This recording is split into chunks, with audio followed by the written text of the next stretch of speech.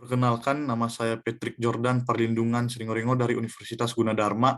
Saya kelas 1DD01, NPM 3122164. Di sini saya akan menjelaskan mengenai tentang pengertian modals. Pengertian modal auxiliary verb. Modal auxiliary verb adalah kata yang ditempatkan sebelum main verb atau kata kerja utama.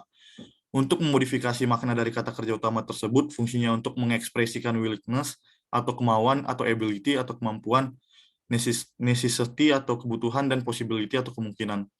Kata kerja bantu ini antara lain can, could, may, might, will, would, shall, should, must, dan ought to. Beberapa fungsi dan contoh kalimat modal auxiliary verb. Yang pertama, can dan could. Can dan could dapat digunakan untuk menyatakan ability atau kemampuan.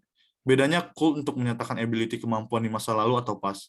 Keduanya dapat berfungsi untuk modal verb, ini juga dapat pula digunakan untuk meminta izin atau permission untuk melakukan sesuatu. Contoh kalimat modal auxiliary verb can dan could. You can buy anything with your money, but you can't buy love. Yang kedua, can I borrow your car for one night? Yang ketiga, you could run faster than me 2 years ago.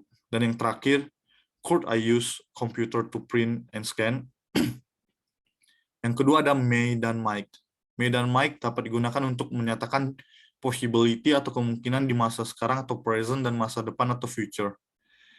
May dapat digunakan untuk meminta izin atau permission di mana modal verb ini lebih formal dari can. Adapun might ketika digunakan untuk meminta izin atau permission yang bersifat lebih formal daripada modal verb could dibanding may, might, lebih tentatif atau tidak pasif kejadiannya. Contoh kalimat modal auxiliary verb may dan might.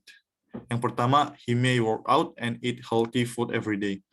Yang kedua, you may or might forget the embarrassing incident tomorrow. Yang ketiga, may I go home now? Yang terakhir, if I have cleaned the room, might I play with my friends? Yang ketiga ada will dan would. Will untuk menyatakan willingness atau kemauan. Willingness dapat digunakan dalam conditional sentence type 1 maupun invitation atau undangan atau ajakan. Would juga dapat digunakan untuk menyatakan willingness atau kemauan, namun lebih polite atau sopan. Selain untuk menggunakan willingness, will dan would dapat digunakan untuk membicarakan kemungkinan atau membuat prediksi. Would saja dapat dipadukan dengan auxiliary have dan past participle atau verb 3 untuk membentuk conditional sentence type 3. Di sini would dapat menyatakan tindakan yang ingin dilakukan di masa lalu. Contoh kalimat modal auxiliary verb atau will dan would.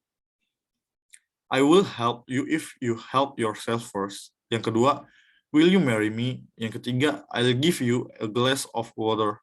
Yang keempat, would you like to see my craft? Yang kelima, the sandstorm will come tonight. Yang keenam, my father had a strong feeling that the weather would be warm. Dan yang terakhir, if you had remembered to invite me, I would have attend your party. Yang keempat ada shall. Shall atau British English digunakan untuk menyatakan simple future seperti halnya will, namun hanya digunakan pada first person atau orang pertama I dan we. Shall US English jarang digunakan selain untuk polite question untuk first person.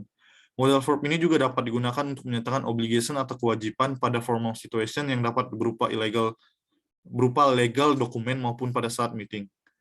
Pada situasi ini baik second maupun third person dapat digunakan dengan modal verb ini. Contoh kalimat modal auxiliary verb atau shall. Yang pertama, we shall overcome it someday.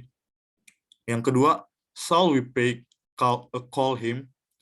Yang ketiga, shall I give you some advice? Yang keempat, the human resource manager shall report the employee performance. Yang kelima ada should. Should untuk memberikan suggestion atau saran dan advice atau nasihat. Contoh kalimatnya, yang pertama, you should see the doctor. Yang kedua, you should meet more often. Yang keenam ada must. Must dipadukan dengan not untuk menyatakan prohibition atau larangan. Selain itu, modal verb ini juga dapat untuk mengekspresikan obligation atau kewajiban atau necessity atau kebutuhan. Contoh kalimatnya, you mustn't give up. Yang kedua, we must go to bed now. Yang terakhir ada ought to. Ought to digunakan untuk menyatakan apa yang benar atau tepat. Contoh kalimat modal auxiliary verb-nya, yang pertama, I ought to wear high quality running shoes. Yang kedua ada we ought to select the best candidate for the job. Sekian dari saya. Terima kasih.